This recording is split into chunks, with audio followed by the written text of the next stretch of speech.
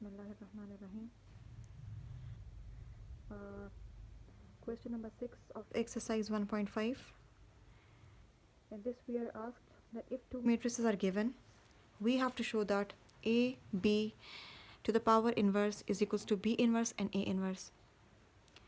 So for this purpose, we first have to find the left hand side.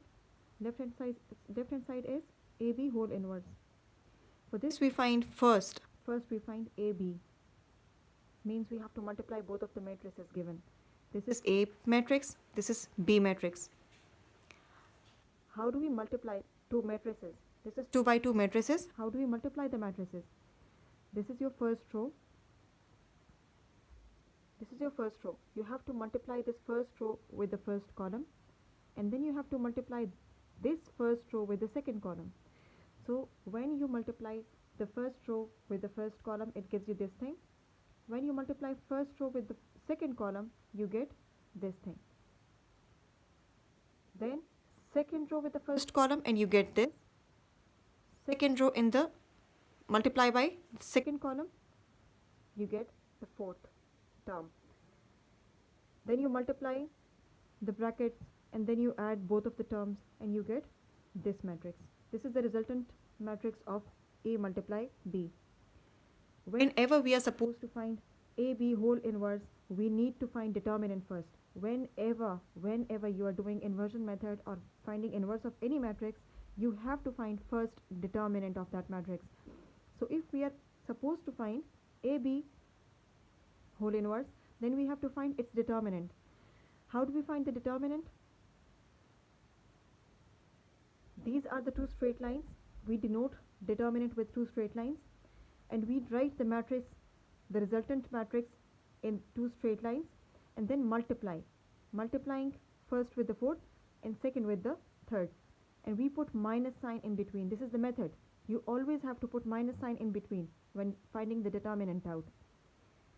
So 6 multiply minus 1 minus 0 multiply 5. 6 minus 1 becomes minus 6 and 0, 5 are 0, and similarly minus 6 is the answer. AB whole determinant is not equal to 0. This is the condition. If this is not equal to 0, that means AB inverse exists. If it becomes 0, then it does not exist. The solution does not exist. So AB determinant is equal to minus 6, which is not equal to 0. So I can say that AB inverse exists. Let's move on. Since we have already found out the AB determinant, now we have to find the adjoint of AB. So adjoint of AB, I'll just show you both of the matrices. This is your AB matrix, this one. You have to change the positions of these, exchange the position of these two terms, the first with the fourth. You have to just switch them, the positions. And then you have to just change the signs of the second and the third. If this is plus, you have to just change it into minus. And if this is plus, you have to change it into minus. And similarly, if it is minus, you have to change it into plus. So you just have to change the signs of the second and the third term, and you have to exchange the positions of the first term with the fourth. So let's move on to find the adjoint of the 2 by 2 matrix. Adjoint of AB here becomes 6, 0, minus 5 and minus 1. These two are switched, and the signs of 0 and minus 5 are changed. Since 0 is a neutral number, so I will not write any sign with it. Now I know the formula of inverse of anything. So if it is AB and I have to find the inverse of AB, so I have to write AB whole inverse is equals to 1 over AB determinant into adjoint of AB. So I know the value of AB determinant, just put the values. Adjoint of AB is 6, 0, minus 5, minus 1, just put the values over here. So this is your equation number 1. This is the LHS, the left hand side. For right hand side, I have to take B inverse first.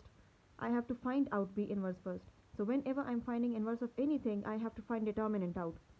Determinant of B is denoted with two straight lines. Similarly, the matrix has now no brackets and it has two simple straight lines with it. And cross multiplication, it has cross multiplication. We multiply first with the fourth term. 2 multiply 0 and 3 multiply 1, and we have a minus sign in between. So 2 multiply 0 becomes 0 and 3 ones are 3. 0 minus 3 becomes minus 3, which is not equal to 0. It is not equal to 0. So I can say that B inverse exists. Now, right after this, we find adjoint of B. So we just switch the positions of 0 and 2, the first and the fourth term. 0 and 2 are, the positions of 0 and 2 are exchanged with each other, and the signs of 3 and 1 are changed. So whatever they were before, they were just changed. If it is minus, so we just change it into a plus, and if it is plus before, we changed it into minus. Now we know that B inverse is equals to 1 over B determinant into adjoint of B. Just put the values. B determinant gives you minus 3, so just put minus 3 in place of B determinant, and adjoint of B is 0 minus 3 minus 1 and 2, and you just put its value over here. So B inverse is already found out. Now we find A inverse for this. For this we find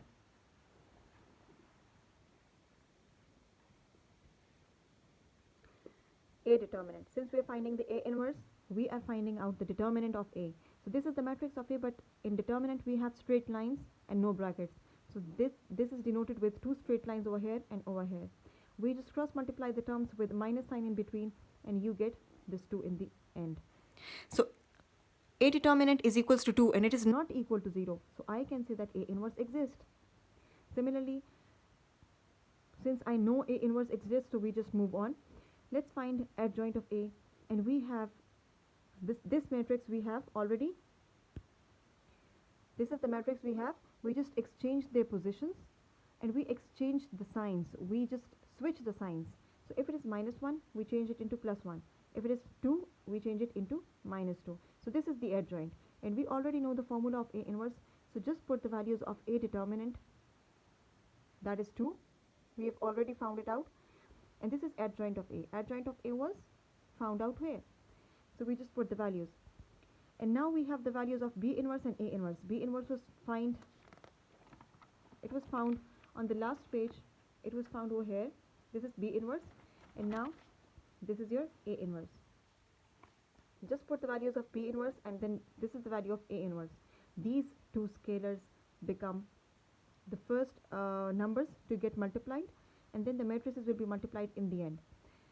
These two numbers get multiplied with each other. 1 multiply 1 becomes 1, minus 3 multiply 2 becomes minus 6, and the two matrices when multiplied, they get like this.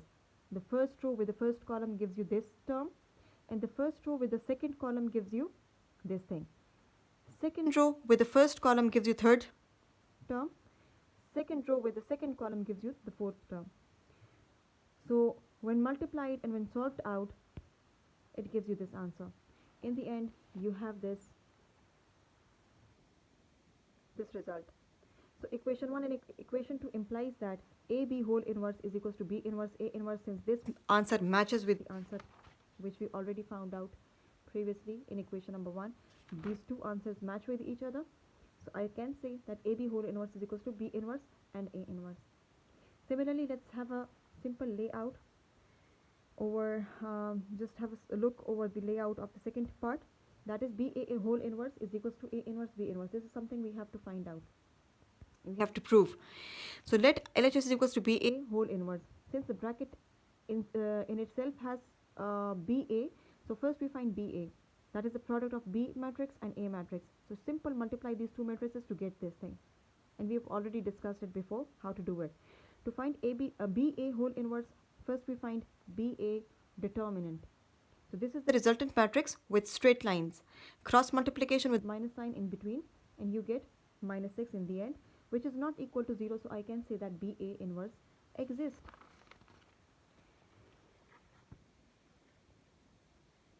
As soon as I come to know that BA inverse exists, we move on to find adjoint of BA. Adjoint of BA is equals to this matrix, in which first term is switched with the fourth term, and the signs of second and third term are switched. If it's positive, it's switched into negative. If it is negative, it's switched to positive. So the second and the third signs change, and in the first and the second, first and the fourth term, its positions change. So we have now the formula BA whole inverse is equals to 1 over BA determinant adjoint of BA. Whatever's inverse we have to find out, that inverse that thing inverse is equals to 1 over whatever we had to find out, adjoint of that simple thing. So BA determinant gives you the value of minus 6, we already found it out, and adjoint of BA is found out here. So this is your equation number 1. Now we have to find out the RHS, that is A inverse and B inverse. So for this purpose we have to find A inverse. To find A inverse first we have to find A determinant and then the adjoint of A, and then just put the values over here and you get the value of A inverse. Similarly you have to find the value of B inverse, B determinant first. If B inverse exists, just move on to find adjoint of B, just put the values and you get the answer of B inverse. For RHS is equals to A inverse into B inverse, just put the value of A inverse, multiply B inverse. The scalars comes together and the matrices comes together. 1 multiply 1 becomes 1, 2 multiply minus 3 becomes minus 6. The two matrices get multiplied to give you this resultant matrix. If you just compare these two matrices, this is your equation number 2 and this is your equation number 1.